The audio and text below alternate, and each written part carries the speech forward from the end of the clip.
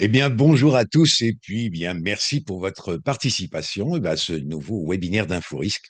Alors, je suis François, cofondateur et dirigeant d'InfoRisque et j'ai le plaisir d'animer donc ce nouvel épisode des Midis de la santé et de la sécurité, 45 minutes pour se former et s'informer. Alors, j'ai l'habitude de le rappeler maintenant, c'est que effectivement qu'InfoRisque est le média santé-sécurité le plus suivi de France. Alors, un grand merci à tous pour votre fidélité et l'intérêt que vous portez à nos contenus. Alors, un rappel tout de suite, c'est que nos webinaires sont accessibles en rediffusion depuis le site inforisque.fr, donc sur lequel en plus, effectivement, de nos actualités, vous retrouvez aussi une large gamme de solutions, de produits et services proposés par nos adhérents.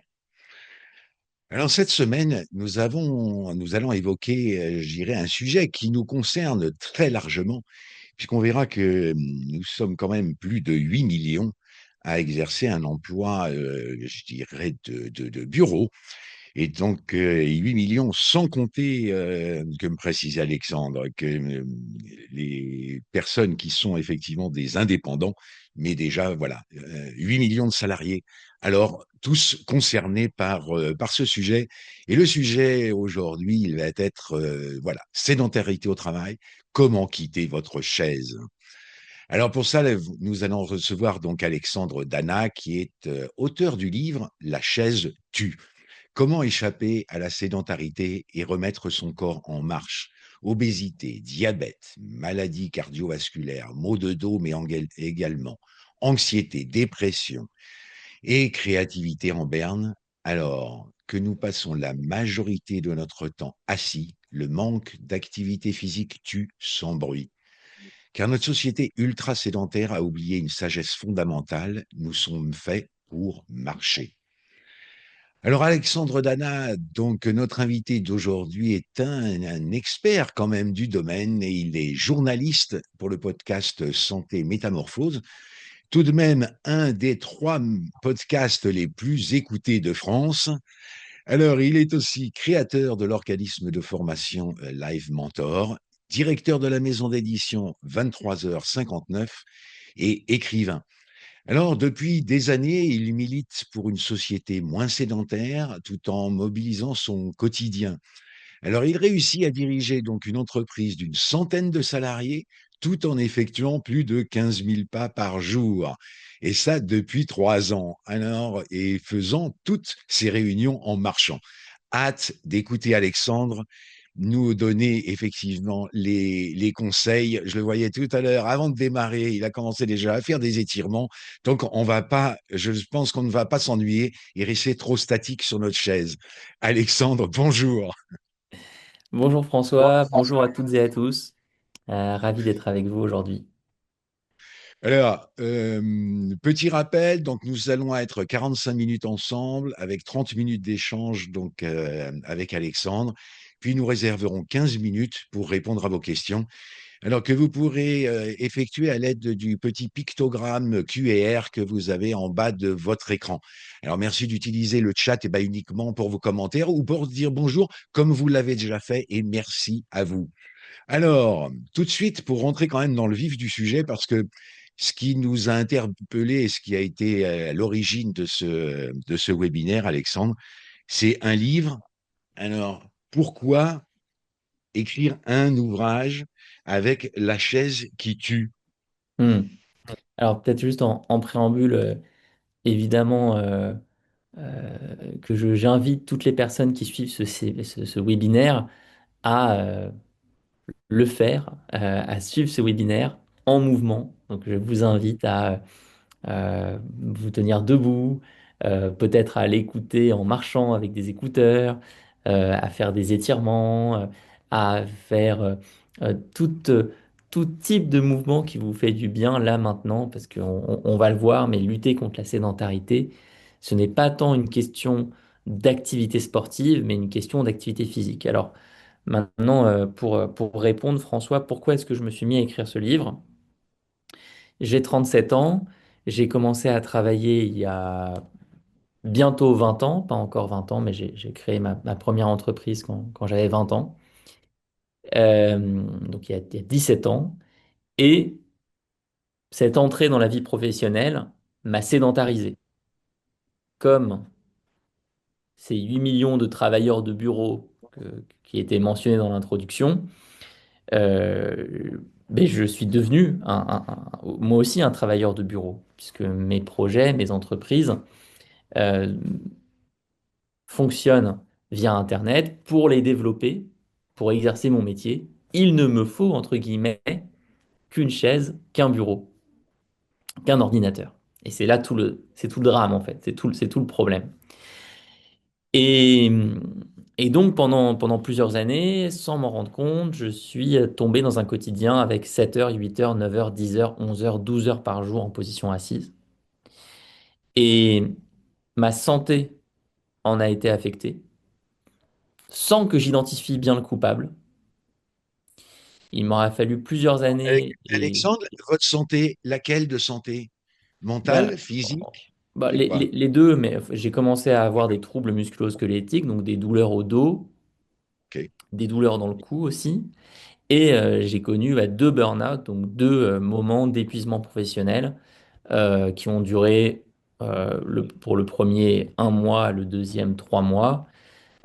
Cette situation, on n'arrive plus à réfléchir, le cerveau ne fonctionne plus, on n'arrive plus à traiter ses emails, on n'a plus d'énergie. Et aujourd'hui, je comprends bien comment ces deux passages étaient vraiment liés à ma sédentarité excessive de l'époque.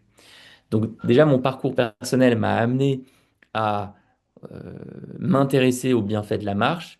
Puis, comme ça a été mentionné, je suis devenu intervenant pour le podcast Métamorphose. J'ai reçu au micro des cardiologues, des psychologues, des neurologues, et à chaque fois, je tombais sur quelqu'un qui mentionnait la sédentarité.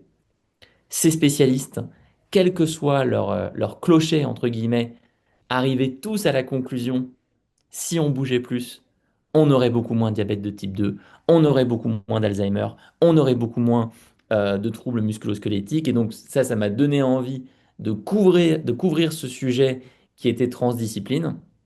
Et puis, il y a eu la rencontre avec mon associé sur ce livre, mon co-auteur Victor Fersing, journaliste spécialisé sur l'addiction aux écrans, membre d'une association qui s'appelle Lève les yeux, qui fait de la prévention dans des collèges et des lycées sur l'addiction aux écrans chez les enfants. Et donc, nos regards étaient très complémentaires parce qu'on le verra, l'achètes-tu? Oui. À cause des écrans. Les deux sont indissociables. Les écrans sont omniprésents dans nos vies, notre vie professionnelle, mais aussi notre vie personnelle.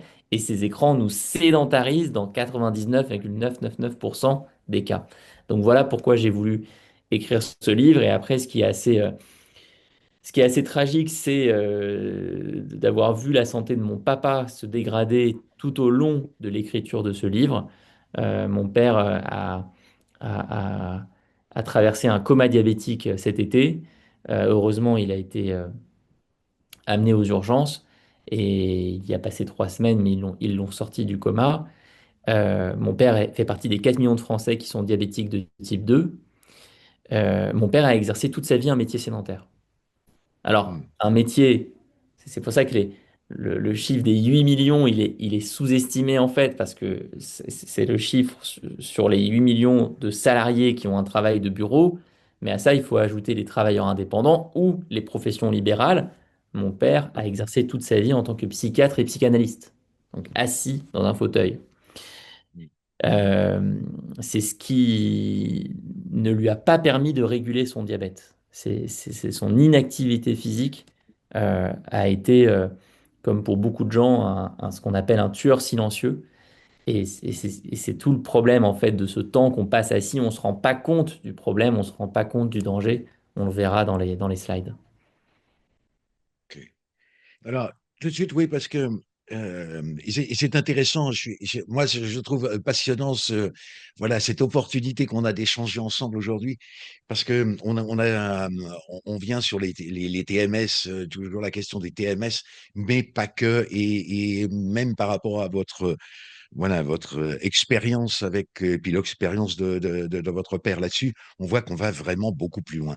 Alors oui, déjà, il y avait que ces questions de slides. Effectivement, peut-être pourrait nous partager bah, Ouais, déjà peut-être ces premières, peut-être comme ça permettra voilà, que tout le monde voit déjà voilà. la couverture du livre, comme ça au moins elle est claire. Donc, voilà, aux éditions Erol. Donc, et en vrai, on va vous mettre des liens de toute manière. Et Kevin va nous envoyer quelques liens pour vous permettre, effectivement, éventuellement, de faire l'acquisition du livre, ce que je vous inviterai nettement à faire. Euh, alors, tout de suite, il y avait la question, oui, de la vision un petit peu du danger avec ces différences, parce on a vécu Mm, longtemps avec la question du risque industriel, on va dire un peu plus industriel, ou dans de l'atelier. mm. Et on a totalement, et aujourd'hui, je pense qu'on néglige effectivement totalement ce risque de sédentarité. C'est ça. Effectivement, c'est-à-dire que la brutalisation du corps ouvrier, on la Mm, comprend. Elle est ancrée dans notre imaginaire collectif. Ça s'est ancré par plein de choses. Déjà une réalité, des accidents de travail, mais aussi une réalité qui est culturelle. Et tous ces sujets sont très culturels. On a des films qui ont par exemple documenté la situation des mineurs dans le nord de la France. mm, Donc ces films, ces récits ont aussi joué leur rôle dans une prise de conscience de la part des entreprises et de la part des pouvoirs publics du danger du travail ouvrier. Il y a une réglementation. Casque, gants de protection, lunettes, etc., etc., etc. Tout n'est pas, je suis pas en train de dire que tout est parfait dans la santé au travail, dans les usines, c'est pas mon point, mais en tout Non, cas, mais je pense que, Alexandre, je pense que vous avez raison. Et je me permets d'ajouter cette petite précision. C'est tout le débat qu'on a eu sur des derniers webinaires avec le fait qu'on ait rajouté, qu'on a traité le problème de la sécurité et on a oublié la santé.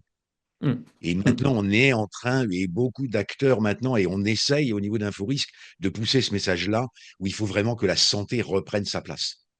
Mais voilà, exactement. je ferme cette petite parenthèse. Oui. Mais j'aime beaucoup effectivement cette distinction entre sécurité et santé. Et ça fait complètement le pont avec le problème sur le travail de bureau. Comme ce travail n'a pas d'enjeu de sécurité, Mm. on a oublié qu'il y avait un enjeu de santé. C'est ça. Effectivement, il y a confusion entre les deux termes. Le travail de bureau, il a l'air confortable, il a l'air sécure, pour utiliser un terme anglais. Je suis sur ma chaise, je suis sur mon bureau et je ne me rends pas compte des risques qui sont pourtant extrêmement documentés scientifiquement de cette position assise prolongée. Pour écrire ce livre, donc nous avons interviewé avec Victor plus d'une centaine de spécialistes de santé, des cardiologues, des neurologues, des psychologues, des nutritionnistes, des spécialistes d'Alzheimer. Et on peut voir sur la slide suivante un petit résumé des risques sur notre santé physique. Et là, on parle que de la santé physique. Donc, euh, on a très clairement une accélération des risques de maladies cardiovasculaires si on est sédentaire, si on passe 8, 9 heures, 10 heures par jour en position assise. Pourquoi? Bah parce que le muscle cardiaque est un muscle. Ce muscle, si on ne l'utilise pas, il va rétrécir, il se sous-développe comme n'importe quel des muscles de notre corps, les biceps, les triceps, les jambes, etc. S'il est petit, ce muscle cardiaque, eh ben, il doit pomper plus pour activer la circulation sanguine, et il y a un moment, il arrive à sa limite. Et c'est pour ça que le cardiologue François Carré me disait, mais je vois maintenant des gens faire des arrêts cardiaques à 30, 35 ans, ça n'existait pas avant. Ça n'existait pas il y a 30, 40 ans. Et c'est dû à la sédentarité. Deuxième risque de l'immobilisme, le diabète de type 2. Donc, le sucre dans le sang est un problème s'il n'est pas consommé. On est devenu, et à raison, hein, assez sensible au sujet du sucre dans notre alimentation. On a une prise de conscience dans la composition des assiettes qu'il ne faut pas manger trop sucré, mais on oublie que le sucre va être brûlé par l'activité physique. Et d'ailleurs, si vous faites de l'alpinisme ou de l'escalade, je vous recommande vraiment d'avoir du sucre sur vous pour survivre. C'est une question de survie d'en avoir. Donc, le sujet est peut-être pas tant qu'est-ce qu'il y a dans mon assiette, mais qu'est-ce que je fais après avoir mangé? Ou à quel moment dans ma journée je suis en mouvement? Parce que si je ne suis jamais en mouvement, je ne consomme jamais ce sucre et je deviens résistant à l'insuline. On sait aujourd'hui que 80% des diabètes de type 2 pourraient être sauvés par l'activité physique. Troisième risque sur la santé Oui, physique. je peux dire quand même une chose qui m'a marqué aussi dans votre livre, Hmm. c'est que aujourd'hui, vous parlez d'éléments chiffrés. Aujourd'hui, toutes ces maladies, enfin ces maladies ou ces troubles ou maladies qui sont liées à la sédentarité, on parle pour la sécurité sociale en gros de 13 milliards par an, si j'ai Oui, bien lu. Il me semble oui, à peu près, alors, c'est des tout chiffres, à hein. fait. Tout à fait. Alors, effectivement, il y a un sujet effectivement assez énorme de coût de la sédentarité. Alors, on estime, selon une note de France Stratégie, que la sédentarité coûte 130 milliards d'euros par an à la France. C'est à la fois les 36 000 décès chaque année qui sont attribués à la sédentarité et les dépenses de sécurité sociale pour le diabète de type 2, pour les maladies cardiovasculaires, etc., etc. On a aussi une explosion des arrêts de travail, des arrêts maladie. Elle est en partie due à la sédentarité. Donc en fait, on a intérêt à tous les niveaux à être actif physiquement, à son propre niveau individuel, évidemment, et c'est de loin le plus important, mais les entreprises, et je pense qu'elles n'en ont pas encore assez conscience, ont tout intérêt à avoir des employés de bureau qui sont actifs physiquement, qui utilisent des bureaux assis debout, des pédaliers, des sièges ballons, qui font des pauses actives, qui font des réunions en marchant. Ça va diminuer les arrêts de travail et ça va avoir plein d'impacts très positifs sur la créativité également et sur la création de liens entre les membres de l'équipe. Et au niveau de l'État, sans tomber dans un discours politique, mais on parle beaucoup de la dette française, à raison, mais dans les solutions à cette dette, moi je n'entends jamais aucun parti politique mentionner le coût de cette sédentarité, alors que je trouverais ça passionnant d'un point de vue pour un projet politique de dire on s'engage pour qu'une France soit moins sédentaire. On n'a pas de politique publique digne de ce nom anti-sédentarité en France. Euh, donc voilà, Oui, on a effectivement, intérêt à tous les mais c'est niveaux. bon, c'est très bien de le rappeler parce que c'est une bonne chose parce que mais même pour l'entreprise, parce que quelquefois, on peut se dire, oui, il y a quelques TMS, etc. Donc, bon, on va faire un peu de bricolage un peu autour, parce qu'on ne prend pas. Là, vous avez aujourd'hui un auditoire qui est majoritairement, en gros, des gens qui sont des HSE ou des gens qui sont vraiment impliqués dans la gestion des risques en entreprise. Il faut savoir que c'est pas anodin parce que ça veut dire aussi que à plus ou moyen long terme dans l'entreprise, ça veut dire aussi des salariés qui vont être malades, qui vont plus être efficaces aussi et qu'on va perdre des compétences dans l'entreprise. Donc il y a des vrais enjeux et sans compter la partie arrêt maladie et santé bien entendu. Mais complètement. Et en fait, c'est toute personne qui porte ce discours-là en entreprise est, enfin, est à saluer, quoi. Vous, je sais même pas comment qualifier l'importance de cette activité au sein d'une grande entreprise. C'est salutaire pour l'efficacité de l'entreprise, mais c'est aussi salutaire juste pour la santé des gens. Et c'est extrêmement important. Oui, Alors, on mais a, peut-être qu'Alexandre, alors bon, on part pas du tout dans le sens où on avait prévu de faire cet échange, mais je trouve ça tellement passionnant. Et puis au pire, c'est pas grave, on vous réinvitera, Alexandre, si besoin d'aller faire un complément. Mais est-ce qu'il n'y aurait pas, et c'est une question parce que vous dirigez aussi une entreprise d'une centaine de salariés, oui, et est-ce que c'est pas parce que on a voulu mettre aussi la QVT, où on a fait de la QVT un peu baby-foot, oui, mais en pensant simplement à ce que les gens se changent les idées? oui. Et où on a oublié justement ce côté santé, parce que aller bouger jusqu'au baby-foot et jouer avec les autres, ça permet justement de faire l'exercice dont on a peut-être besoin, ou un tapis de marche peut-être aussi Mm. d'avoir des vertus, et pas simplement de faire de la QVT, Oui. un peu de théorie, disons. Alors, c'est sûr et certain qu'on a beaucoup trop de dirigeants ou de comités de direction qui, euh, associe la qualité de vie au travail, la santé au travail avec des notions comme les pauses, la détente, le baby-foot, etc.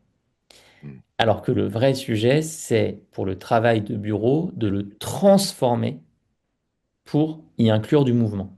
Donc par exemple, au lieu de mettre des baby-foot, transformer tous les bureaux par des bureaux assis debout. Transformer tous les sièges par des sièges ballons.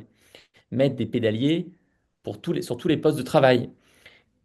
Créer la culture des réunions en marchant. Créer la culture des pauses actives. Ça, ce sont de vraies modifications de l'environnement et de la culture de travail pour mettre du mouvement. Oui, On parce que en... là, il y a du mouvement tout en conservant le C'est ça. travail de bureau usuel, on va dire.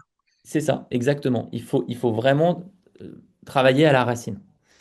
Et, et c'est ce qui va permettre donc de réduire les risques de maladies cardiovasculaires, les risques de diabète de type 2, les troubles musculo-squelettiques, la prise de poids et l'obésité, voilà, tout ce qui est évoqué sur cette slide, sans même attaquer l'autre gros sujet qui est la santé mentale.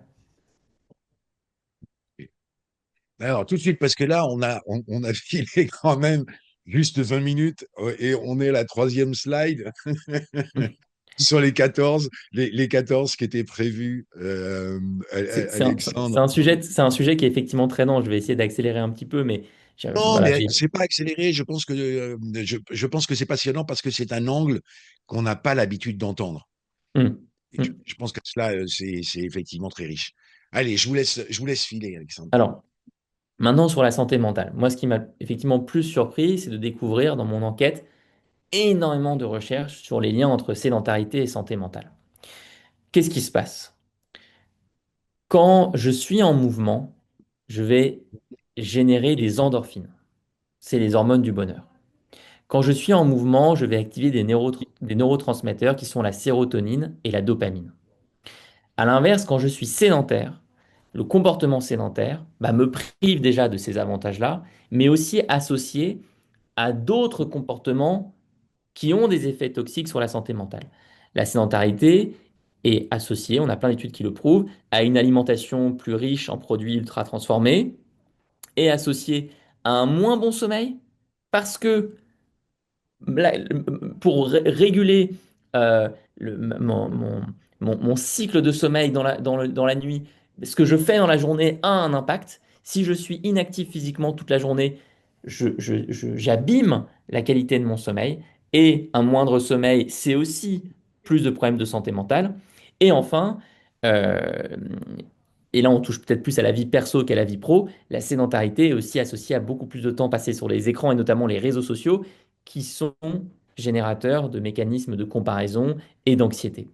Donc, on a aujourd'hui une réponse à l'épidémie de dépression, d'anxiété, de stress, qui est l'activité physique. Et c'est très bien expliqué par un psychiatre qui s'appelle Éric Griez, qui est l'auteur d'un magnifique livre qui s'appelle La marche-thérapie. Et on a d'ailleurs des thérapeutes qui commencent à opérer une transition en proposant des thérapies en marchant. Donc il y a ici un sujet qui est vraiment essentiel et qui est très bien aussi précisé par un chercheur en physiologie qui s'appelle Guillaume Millet, dont je recommande le livre intitulé Défatiguez-vous, Défatiguez-vous. Guillaume Millet, qui est chercheur en physiologie à l'université de Saint-Étienne, a fait un travail remarquable sur la fatigue, sur les causes de la fatigue chronique. Vous savez qu'aujourd'hui, on parle de fibromyalgie. Donc, ce sont ces formes de fatigue qui durent très longtemps et on n'arrive pas très bien à comprendre pourquoi. Pourquoi est-ce qu'on a autant de gens qui sont fatigués sur une si longue période? Et Guillaume, avec ses co-auteurs, explique bien que l'activité physique est le remède miracle à la fatigue. Mais il explique aussi très bien que dans la littérature scientifique, on a trop séparé la fatigue du burn-out, alors que ces deux notions sont extrêmement poreuses, sont extrêmement proches. Le burn-out, ce n'est rien d'autre qu'une fatigue prolongée pendant très longtemps. Alors, je ne suis pas en train de dire que tous les burn-out sont dus à l'inactivité physique, à l'inactivité physique, pardon, mais je suis en train de dire que oui, l'activité physique est le remède à la fatigue et aussi un moyen génial de prévenir les burn-out. Et donc, on a tout intérêt à inclure cette activité physique sur le lieu de travail, dans la manière de travailler. Voilà ce qu'on peut dire sur les risques de la sédentarité sur la santé physique et sur la santé mentale. Alors, je Alors maintenant, précise sur tout de les suite seuils d'après. alors je précise toujours tout de suite à nos auditeurs que vous recevrez avec la confirmation le fait que vous soyez inscrit là pour le webinaire. On vous enverra, on va voir avec Alexandre pour vous faire un petit topo sur les livres qui auront été mentionnés aujourd'hui et on vous mettra les références de ces différents ouvrages. Voilà. Pardon. Avec plaisir, évidemment, on pourra tout envoyer. Maintenant, une fois qu'on a bien compris les risques de la sédentarité sur la santé physique, mentale, et j'ai pas évoqué la santé sociale, mais bon, c'est encore un autre sujet, sur lequel on peut quand même dire deux mots, c'est-à-dire que le Covid a accéléré la sédentarité. On aurait pu penser que le Covid avec le télétravail allait permettre aux gens de bosser depuis chez eux, d'être plus mobiles. Mais c'est faux. Dans les études, ce qu'on voit, c'est que pour la majorité des gens, télétravailler, c'est associé à une plus forte sédentarité et à un isolement. L'environnement nous sédentarise et c'est l'environnement qu'il faut changer. Moi, je n'ai pas écrit ce livre pour dire aux gens, vous ne bougez pas assez, vous n'êtes pas actif physiquement, c'est votre faute. Non. Moi, ce que je dis, c'est que l'environnement dans lequel on vit et dans lequel on travaille a changé radicalement sur les 50 dernières années. Il a totalement été transformé. On peut tout faire sur un ordinateur, ses emails, les visioconférences, la messagerie instantanée. On a des applications comme Slack, comme Microsoft Teams, et on a, en plus de ça, dans nos vies personnelles, des services comme Amazon, comme des services de livraison de nourriture, comme les réseaux sociaux, qui nous, encore une fois, nous sédentarisent, nous ancrent énormément sur nos téléphones, nos chaises, nos ordinateurs. Et donc, il faut réagir au niveau de cet environnement. Ça, c'est absolument essentiel. Pour un travailleur de bureau, donc voilà, un bureau, une chaise, des logiciels, des emails, des applications de messagerie instantanée, un réseau social d'entreprise, tout ça, c'est un environnement sédentaire. Dans les solutions, il nous reste un peu de temps pour les faire toutes. Oui, on y Déjà, va. se mettre un minuteur pour prendre le réflexe de se lever toutes les heures au minimum et au mieux toutes les 30 minutes.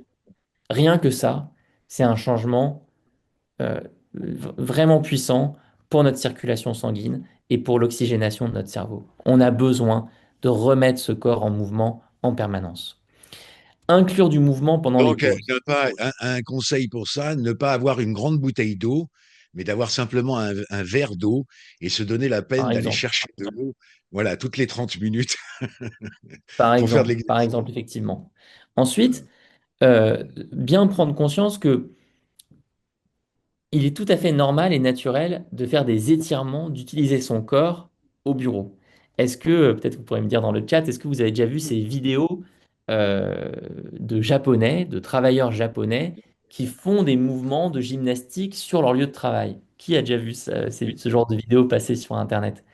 Avec mon co-auteur Victor, on a voulu comprendre, mais d'où ça venait, cette tradition des exercices de gymnastique dans les entreprises japonaises. Eh bien, ça vient des années 1920. Dans les années 1920, le gouvernement japonais a décrété un programme intitulé Radio Taisho, R-A-D-I-O et plus loin T-A-I-S-O, où ils ont diffusé une série d'exercices de gymnastique via la radio et ils ont demandé aux entreprises japonaises de diffuser avec les haut-parleurs ces exercices dans les années 1920. Et, et ça continue aujourd'hui. Aujourd'hui, la culture au Japon rend tout à fait normal et naturel de faire ce genre de mouvement. Et c'est là où, en France, on est dans une situation totalement différente. Comme le dit Aurélie dans le chat, ce qu'elle entend comme réponse quand elle parle des étirements échauffements, c'est la réponse, c'est la honte. C'est la honte de faire ça. Alors, il y a quand même, je vais quand même pondérer quand même les faits en France. On a beaucoup, alors maintenant, c'est justement, c'est plutôt dans l'industrie où on a intégré, enfin, dans l'industrie, dans le bâtiment, où maintenant, on a introduit le réveil musculaire. Alors, c'est encore autre chose, mais il y a quand même cette notion de dire, bah, le corps, ça se prépare, il faut en prendre soin. Et donc, on va avoir cette notion-là. Alors, et un peu dans les entreprises, mais effectivement, c'est plus, enfin, dans les entreprises, dans les bureaux, c'est quand C'est même timide. un peu plus Ça, délicat, ça on va reste dire. timide. Ça reste Oui. timide. Et là, je peux partager mon expérience, moi, de dirigeant d'entreprise. Quand je me Mhm. suis commencé à me passionner pour la sédentarité, donc dans mon entreprise Live Mentor qui compte une centaine de salariés, j'ai transformé une salle de réunion en salle de réunion slash salle de gymnastique avec des haltères, des tapis de yoga, des ballons, enfin avec tout ce qu'il faut pour pouvoir faire de la mobilité. Euh, Très dur de mettre en place la culture. Très Ouais, dur de j'allais mettre dire, en place les habitudes. le mot qui venait, c'est et ça marche. Et les gens y vont ou c'est. Parce que vous avez, dans vos équipes, vous avez des gens de quelle tranche d'âge? C'est toujours une équipe assez jeune? Moi, l'âge moyen chez moi est entre 25 et 50 ans. Ok. J'ai- et donc, dans ce bureau de Paris, il y a une cinquantaine de personnes. Mhm. Et non, je ne peux pas dire que ça a été un succès massif. Je ne peux pas dire que cette salle, elle est massivement utilisée aujourd'hui. On a quelques personnes qui l'utilisent, mais la majorité des personnes de l'équipe me disent, c'est la honte, je me sens pas à l'aise de faire ça, c'est pas adapté au lieu de travail, etc., etc. Donc, mais on voit quand même une évolution positive, mais ça prend du temps. Donc il faut rester très persévérant. Alors je Ok. continue. Oui. Évidemment, choisir les escaliers et au-delà de ça, choisir dès qu'on peut l'effort plutôt que le confort. Ça, c'est absolument essentiel. Pour lutter contre la sédentarité, je dois lutter contre un environnement qui me rend tout confortable. On reçoit des messages très touchants depuis la sortie du livre, comme par exemple celui d'une avocate qui me dit, mais je me suis rendu compte que dans mon cabinet d'avocat, on est 30, on a chacun un bureau, Mhm. on se téléphone au lieu d'aller se parler dans le bureau de l'autre. Même si ça prend que 3 minutes de déplacement, on a le réflexe de s'appeler. Et en fait, on est complètement accro au confort. Il y a un problème. Les réunions en marchant, sûrement ma solution préférée, la plus utile, la plus efficace, la plus facile à mettre en place. Je dois avoir un sujet avec quelqu'un, je le fais en marchant et je peux tout à fait prendre un carnet pour prendre des notes. Peux tout à fait préparer la réunion avant sur ordinateur. Si je veux même aller jusqu'à retranscrire la réunion intégralement, bah, je peux l'enregistrer avec mon téléphone et avec des outils de retranscription vocale qui fonctionnent très bien aujourd'hui. Mais voilà, les réunions en marchant, c'est vraiment, vraiment une solution idéale pour atteindre l'objectif de 10 000 pas et inclure naturellement dans son travail de la mobilité et du mouvement. Réinventer l'espace de travail, on en a parlé. Donc voici un exemple avec le siège ballon qui permet de multiplier les micro-mouvements au niveau des hanches. Le bureau Alors, je assis veux de... dire quand même, alors, il y a eu, parce qu'on a reçu quand même aussi des kinés qui partent, enfin, qui sont partisans du siège ballon, mais pas 100% de la journée. Oui, C'est-à-dire, en gros, pour qu'il y en ait un dans le bureau et qu'il soit partagé, pour que les gens en fassent un peu, mais ne soient pas en permanence dessus. Je ferme la parenthèse, c'est un peu oui. l'écho. Il y a un peu Non, mais c'est sujet sur le non, mais dessus. c'est un point intéressant. C'est-à-dire que, en fait, la position parfaite n'existe pas. C'est vraiment Oui. important de comprendre ça pour le corps humain. La position debout n'est pas non plus la position parfaite. La position assise ne l'est pas, mais la position debout non plus. La meilleure position, c'est celle qu'on ne garde pas longtemps. C'est la position d'un bébé qui passe son temps à changer de position et qui du coup va travailler un maximum d'articulations différentes. Donc être constamment en mouvement pendant qu'on travaille, oui, c'est la meilleure solution possible. Donc bureau assis debout, en tout cas pédalier, siège ballon, tapis de Très yoga bien. à côté de son bureau, etc., etc., etc. Euh, J'accélère pour qu'on ait le temps des questions. Changer son environnement, on vient de le dire, ça peut être effectivement d'avoir des rappels visuels de l'importance de bouger. Ça peut être de penser à ce qu'il y a chez le kiné. Tous les équipements que vous voyez chez le kiné, en fait, n'ont pas, n'ont pas de sens chez le kiné. Ils ont du sens dans notre environnement.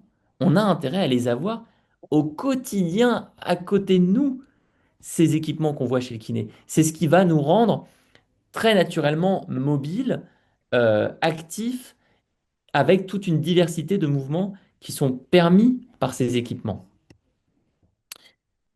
Les technologies, on est évidemment assez critique des technologies dans le livre, puisqu'on parle de l'économie de l'attention et du fait que notre temps sur les réseaux sociaux et sur Internet fait l'objet d'une monétisation et qu'on a derrière notre téléphone des centaines de milliers d'ingénieurs qui sont payés extrêmement cher avec un seul objectif, qu'on passe plus de temps sur ces téléphones. Néanmoins, il y a quelques technologies qui peuvent aider à faire la différence. Le compteur de pas en fait partie. Voilà, c'est un bon déclic d'utiliser un compteur de pas sur un téléphone pour se rendre compte qu'on est à 1000, 2000, 2500 pas par jour. Moi, ça m'a beaucoup aidé.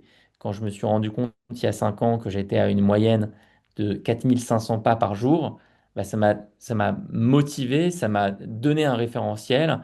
Et je me suis rendu compte qu'en commençant par exemple à faire les réunions en marchant, je passais très vite à 7000, 7500 pas par jour.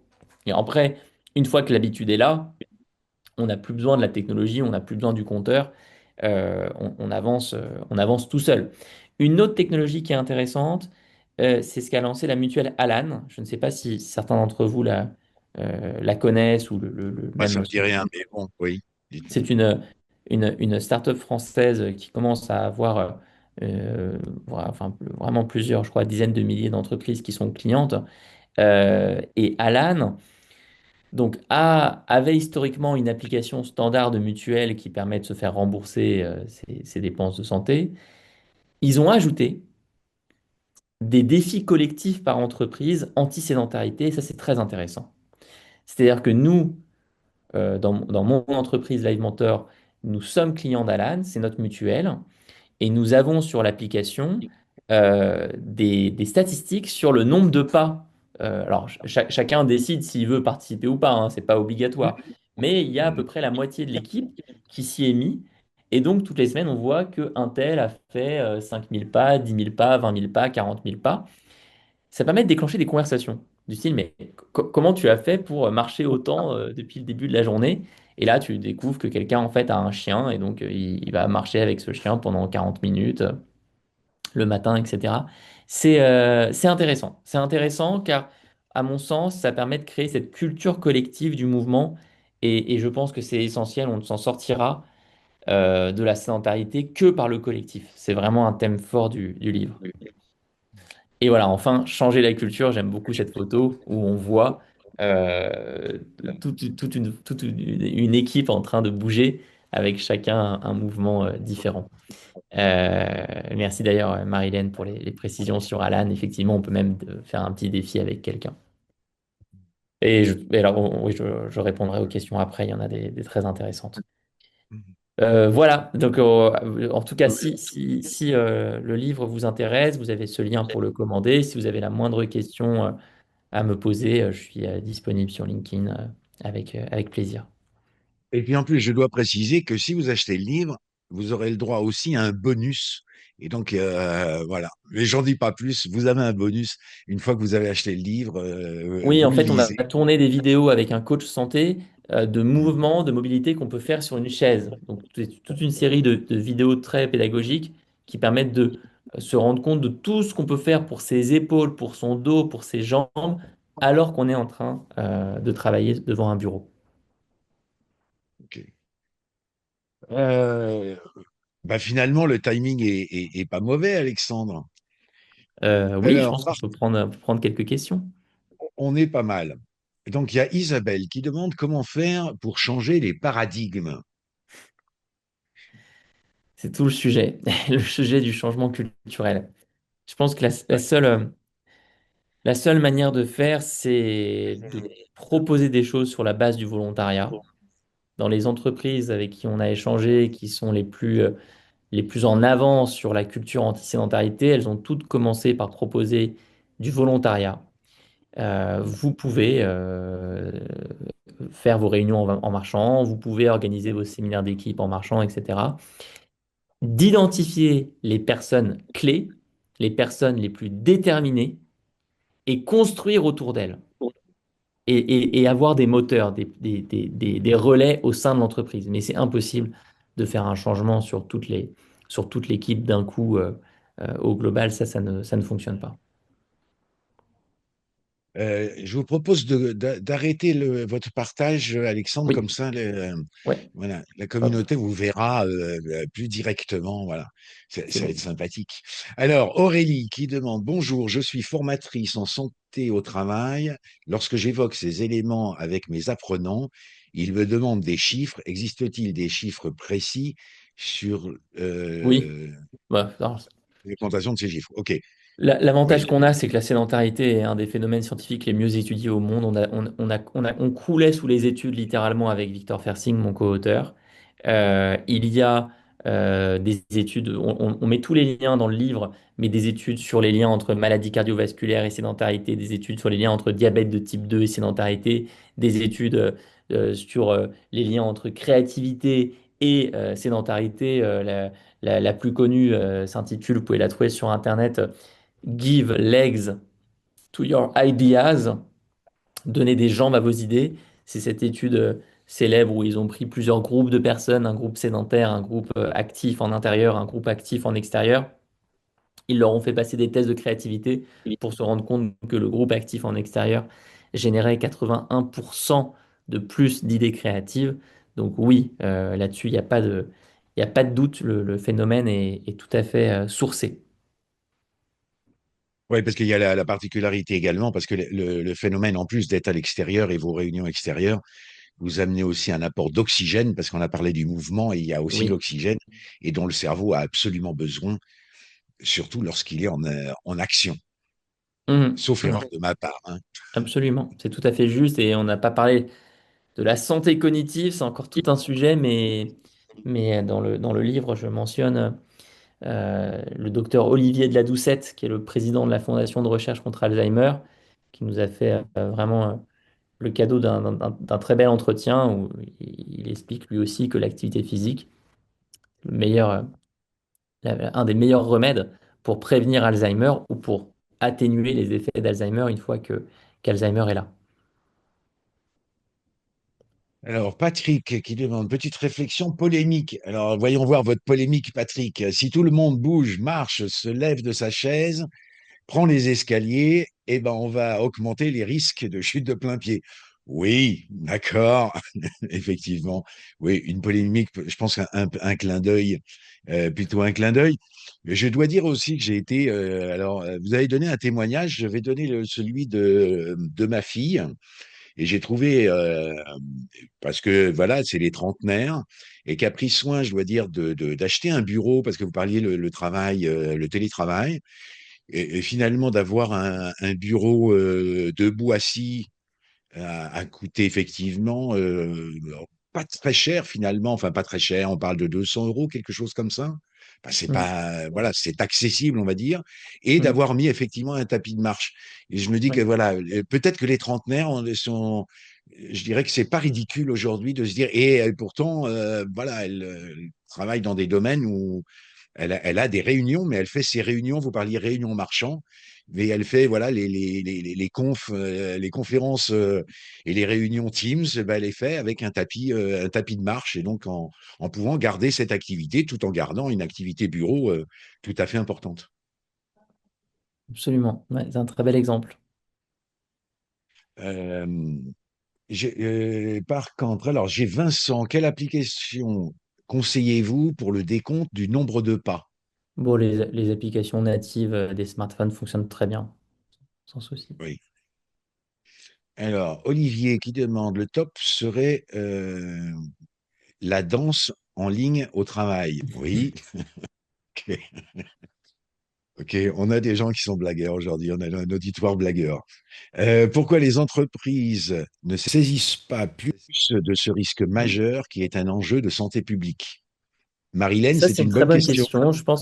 Je pense qu'il y a à la fois, encore une fois, cette absence de conscience sur les risques des métiers sédentaires, là où on comprend bien le sujet sur le travail ouvrier. Euh, et ça vient des entreprises, mais ça vient aussi des médecins. Dans le livre, j'interviewe un médecin qui s'appelle Jean-Baptiste Bourgeois, qui est médecin urgentiste, qui m'expliquait ne jamais avoir entendu parler de la sédentarité durant ses 10 années de médecine. Et il y a un prisme assez technoscientiste d'une partie du corps médical qui va être très enthousiaste, et on peut comprendre pourquoi, des progrès de la science avec ces appareils qui permettent, par exemple, d'aller intervenir à un niveau super précis sur le corps, le cœur ou n'importe quelle autre partie du corps. La marche, ça semble trop simpliste comme solution. Hmm. Et du coup, on n'en parle pas assez. On ne prescrit pas assez l'activité physique du côté des médecins. Et les professionnels d'ailleurs de santé sont parfois eux-mêmes trop sédentaires. Donc, il y a, je pense ici, une clé de lecture sur euh, pourquoi le sujet a traîné à venir au premier plan. Mais j'espère que maintenant, on va voir de beaux changements apparaître dans les entreprises. Sylvie qui nous demande est-ce que les exercices sur la chaise ne peuvent pas être contre-productifs en limitant les opportunités de se lever pour bouger? Alors on en parle dans le bouquin au sens où le tapis de marche, par exemple, ne doit pas se substituer au fait d'aller marcher, d'aller bouger en dehors de son poste de travail. Dans le livre, on ne défend pas une vision où la personne est 9 heures par jour scotchée à son bureau, mais ce bureau la fait bouger en permanence. Non, il y a en fait un autre sujet qui est l'activation de la pensée divergente. La pensée divergente qui permet d'avoir plein de solutions différentes à un problème donné, là où la pensée convergente recherche plutôt la meilleure solution possible à un problème donné. Donc, ce n'est pas l'un au détriment de l'autre, c'est l'un et l'autre. Ok. Ouais, une question de Véronique et d'ailleurs et Katia qui intervient aussi dessus. Alors, attendez, hop là, parce que si tout bouge en même temps, comment sensibiliser les agents sur la sédentarité alors qu'ils sont sous l'eau, qu'une journée n'est pas suffisante pour réaliser leur mission? Et Katia qui Et- renchérit en disant, je ouais. suis préventeur et sédentaire, je n'arrive pas à m'astreindre moi-même aux pauses actives.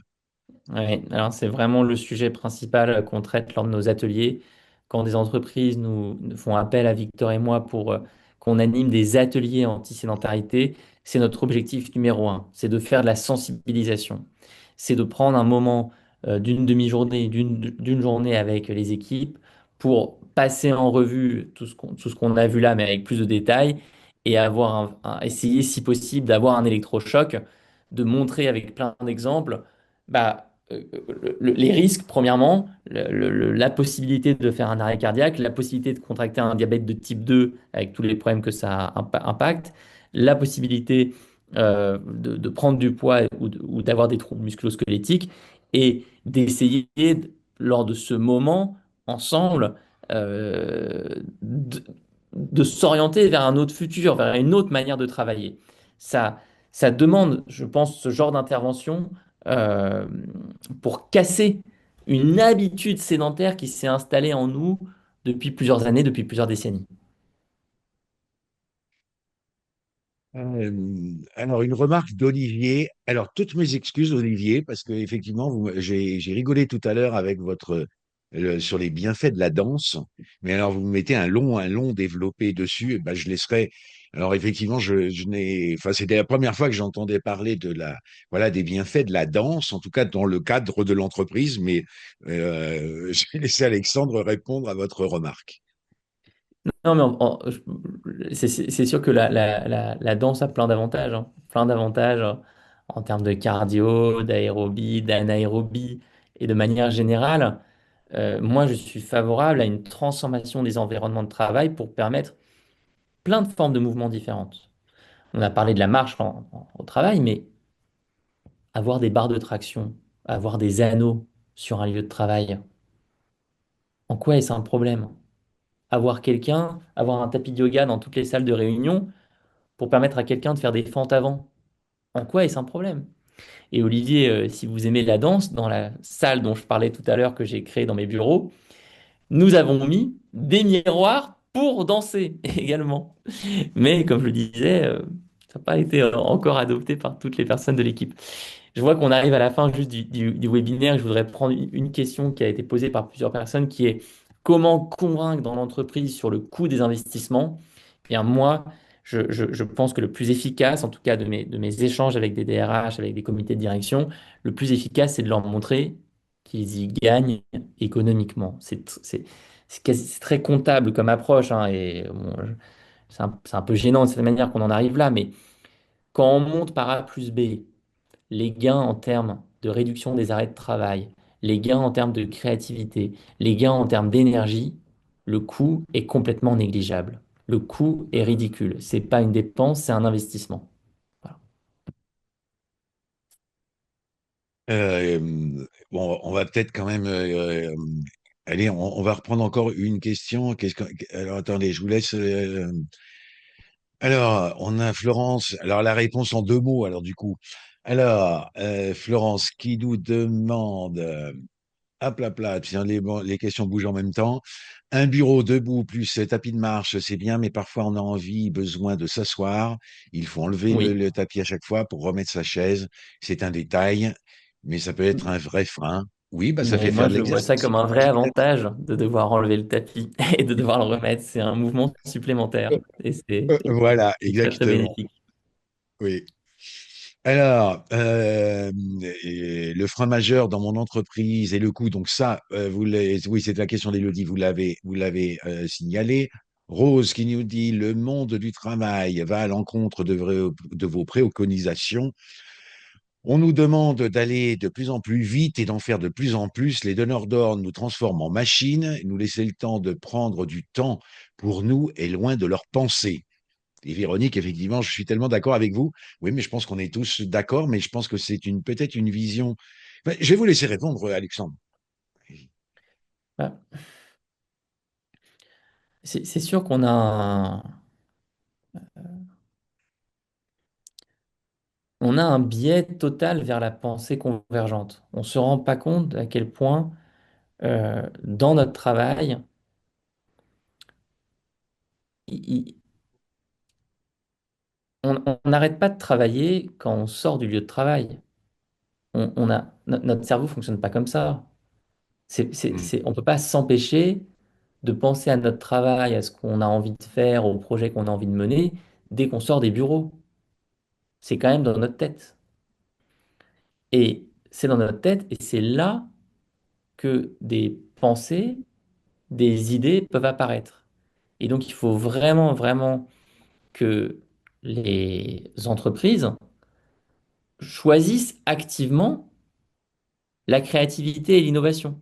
Et choisir activement la créativité et l'innovation, c'est laisser des moments pour d'autres formes d'attention. Et ça, il y a un journaliste britannique qui en parle très bien, qui s'appelle Johan Hari, qui parle des différentes formes d'attention, et notamment de l'attention diffuse, de ce qu'il appelle le vagabondage d'esprit. C'est la fameuse idée qu'on a sous la douche. Ça nous fait un peu sourire dit comme ça, mais en fait, c'est pas du tout risible.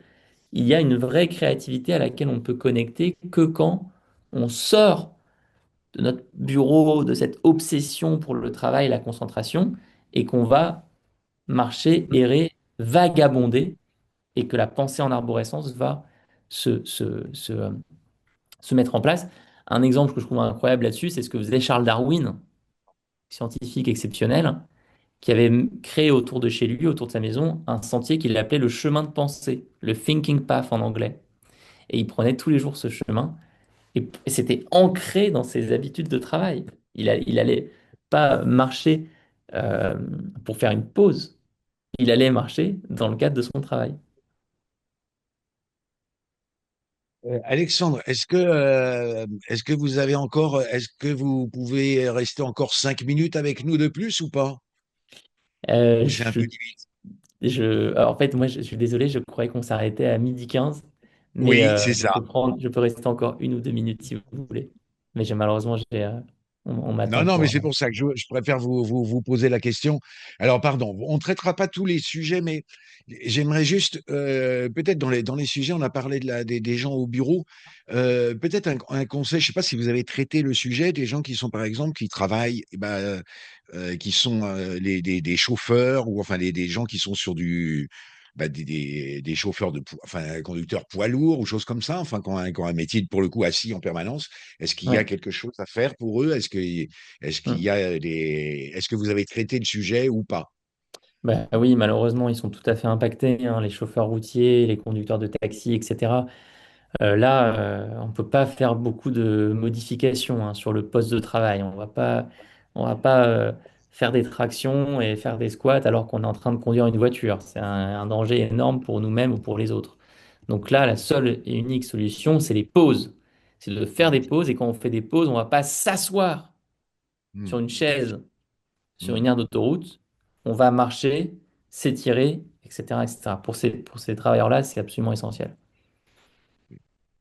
Alors, j'ai vu passer aussi, alors pardon, mais vous êtes trop nombreux, il y a trop de questions. Alors, Alexandre, vous êtes tellement passionnant, si vous êtes d'accord, il faudra revenir. Hein, il faudra Avec plaisir. revenir, Mais en tout cas, avec qu'on plaisir remette. pour partager les slides. Et si vous avez la moindre question, n'hésitez pas à m'écrire sur LinkedIn. Je répondrai, peut-être avec un peu de retard, mais je répondrai. Bon, moi, j'aimerais vous laisser le mot de la fin et puis que vous me parliez quand même avec cette, alors la marche, avec ce côté aujourd'hui, on parle beaucoup d'écologie, mais j'ai vu que dans votre livre, vous avez quand même, vous mentionnez quand même la chose qui est importante, c'est quand même là, ça ne pollue pas, ça nous apprend à valoriser ce qui nous entoure parce qu'on prend le temps. Et puis, et par contre, c'est un remède contre l'ego. Alors là, j'ai pas compris le remède contre l'ego, mais là, je vous laisse, et puis je vous laisse la petite phrase de conclusion. En fait, alors pour expliquer, on parle ici de la dernière partie de notre livre. Oui. On a interviewé des spécialistes de santé, ça j'en ai beaucoup parlé, mais on a aussi interviewé d'autres personnes, des éducateurs, des architectes, pour parler du design des appartements, des maisons, des villes, des spécialistes de l'enfance, des spécialistes de l'économie de l'attention, et aussi des philosophes. On a voulu avoir le regard des philosophes sur la sédentarité, sur l'immobilisme. Et ce que nous disent ces philosophes, c'est que la marche, c'est le rythme naturel de l'humain. On a toujours marché, sauf depuis 2 10 siècles. ans, 15 ans, 20 ans. Nos ancêtres, chasseurs-cueilleurs, marchaient en moyenne 15 km par jour, etc., etc. Mais même sans remonter jusqu'aux chasseurs-cueilleurs, nos parents, nos grands-parents, nos arrière-grands-parents marchaient beaucoup plus que nous. Et le rythme de la marche, c'est un rythme qui est aligné avec notre fonctionnement cérébral, avec notre rythme naturel. Le rythme d'Internet, ce bombardement d'informations, ce n'est pas notre rythme naturel. C'est trop. Et on a besoin de retrouver une certaine forme de présence, une certaine forme de rapport à soi et au monde en étant en train de marcher. Et pour finir, moi, une chose qui a changé ma vie en tant que dirigeant, c'est de découvrir la stratégie Lean, Lean, telle qu'elle est appliquée au Japon, avec notamment la pratique du Gemba, Gemba. Et le Gemba consiste à aller observer, à sortir en tant que dirigeant de sa tour d'ivoire, aller marcher, aller auprès des gens qui sont en train de faire leur travail. Alors, l'entreprise qui a popularisé ça, évidemment, c'est Toyota avec les voitures. Et ce que Toyota faisait, c'est de dire à tous ces ingénieurs, tous ces dirigeants, descendez dans les usines, suivez les ouvriers, allez voir leur travail, allez simplement observer. Et derrière la marche, il y a aussi toute cette notion d'exploration et de découverte du monde. Et vous verrez ensuite dans le livre tout le passage Oui. malheureusement malheureux sur ce que les sociologues appellent les enfants de l'intérieur, qui sont des enfants qui grandissent avec les écrans, les réseaux, et perdent cet aspect exploratoire. Voilà ce que je Bon, pouvais vous dire en conclusion. ok.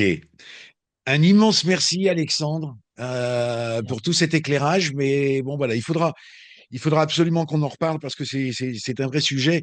Et en sujet, même si on parle quand même de la partie financière, bah, on est quand même plus de 8 millions de Français à être concernés. On parle de 100 milliards, c'est quand même pas mal. Je pense que ça vaut la peine quand même qu'on fasse quelque chose, hein, s'il y a des Ça vaut la sujets peine, prioritaires. c'est clair. Alors, un grand merci. Un grand merci à tous de vous d'être encore si nombreux à nous avoir suivis malgré l'heure tardive. Pardon pour le petit décalage, mais je ne peux m'empêcher de laisser la parole aussi un maximum avec voilà, des invités de qualité. Merci beaucoup, Alexandre. Merci à tous et un bon appétit. C'était super, merci beaucoup. Au revoir. Au revoir.